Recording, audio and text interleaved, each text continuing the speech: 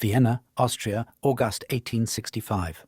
A broken man, whose body bears the marks of cruel beatings, lies dying on the floor of an insane asylum. He finally succumbs to an untreated infection, a result of the horrific abuse he suffered at the hands of heartless wards. While fate is often callous, this man deserved far better, for his actions directly saved the lives of thousands of new mothers. Who was he? And how did his ideas lead him to such a terrible demise? Let's find out. Hello, we're thrilled to have you join us as we explore fascinating and lesser-known stories from the history of science. The best part? You don't need any technical background, just an open mind and eager curiosity. Let's begin. Ignaz Semmelweis, the unfortunate doctor, had a much better start in life.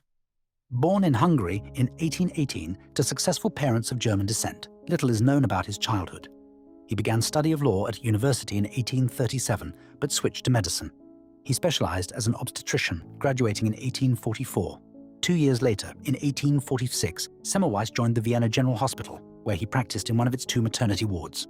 These wards were distinct. One was staffed exclusively by midwives, while the other was attended solely by doctors. It was here that an unsettling pattern emerged. Childbed fever, a devastating condition that usually led to the death of a mother after giving birth, was tragically common in both wards, but it was many times worse for the doctor-attended ward. Generally, 5 out of 1,000 mothers who gave birth at home would die of this disease.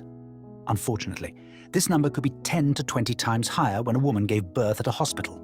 The doctor-led ward had developed such a nasty reputation that expectant mothers would beg, plead, bribe, and even weep in an attempt to be admitted to the other clinic. Some preferred to give birth in the street outside. Semmelweis, fresh out of university, and having been trained in scientific thinking, was determined to find out why mortality was so high for those treated by doctors.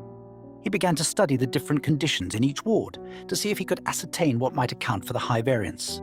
He found that women in the midwife ward would generally give birth on their side, so he instituted the same position for the other center. There were no changes in the death rates. A practice that was common when a woman died of childbed fever was to have a priest travel through the wards ringing a bell. Semmelweis hypothesized that the sound and the associated psychological terror it induced was causing childbed fever.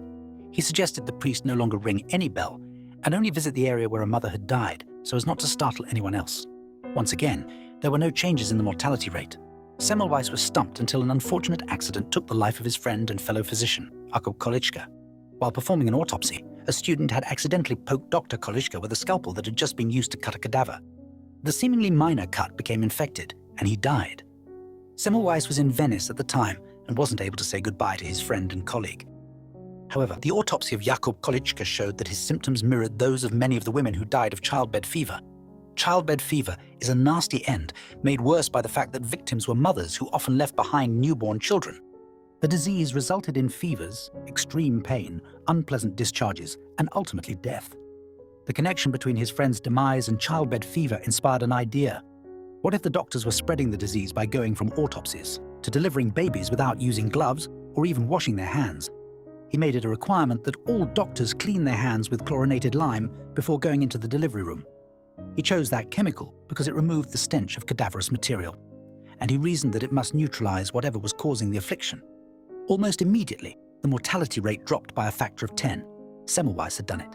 He had figured out how to effectively end nearly all cases of this terrible affliction. You would think that his ideas would have been spread far and wide, with Semmelweis being championed as a hero and savior. But you would be wrong. The idea that lack of cleanliness resulted in this kind of fever was opposed strongly, vigorously, and often harshly. Remember, this was decades before the germ theory of disease was verified by scientists such as Louis Pasteur and Robert Koch.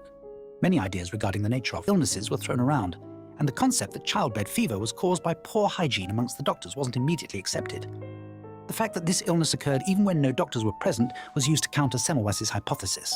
Additionally, women suffering from childbed fever might have different symptoms, which further complicated the issue and caused some doctors to believe it might even be multiple diseases. What's more, Semmelweis' ideas were very different from accepted medical theory at the time, and reluctance to any kind of change is unfortunately baked into the fundamental philosophies of many societies, past and present. It's a good thing that modern medical practitioners all wash their hands and practice good hygiene. Oh dear. Well, at least the good ones do.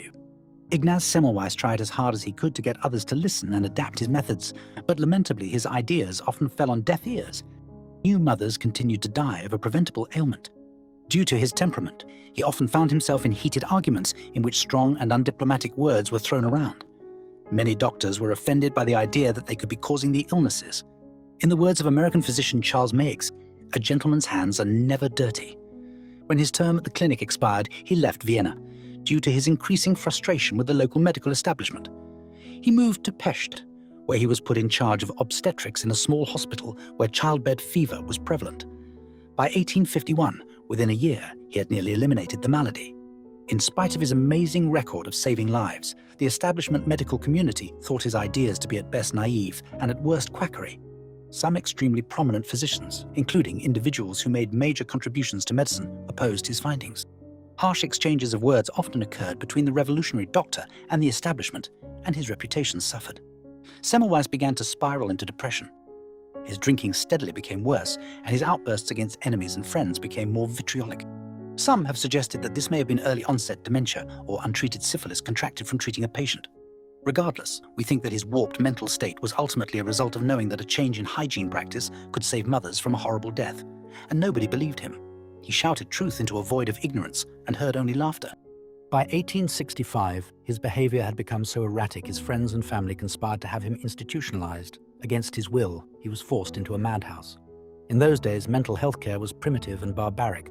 We don't know exactly what transpired, but it's likely that he tried to escape and was cruelly beaten by the guards. The abuse led to broken bones and lacerations. He received no treatment for his injuries, and a cut became infected. Ignaz Semmelweis, aged 47, died of septic shock 2 weeks after he was admitted. Thus we find ourselves at the events described at the beginning of this story. His tragic death was made even more lamentable by the fact that within the next 3 decades, the germ theory of disease would be so strongly verified that few reasonable individuals would seriously doubt its efficacy.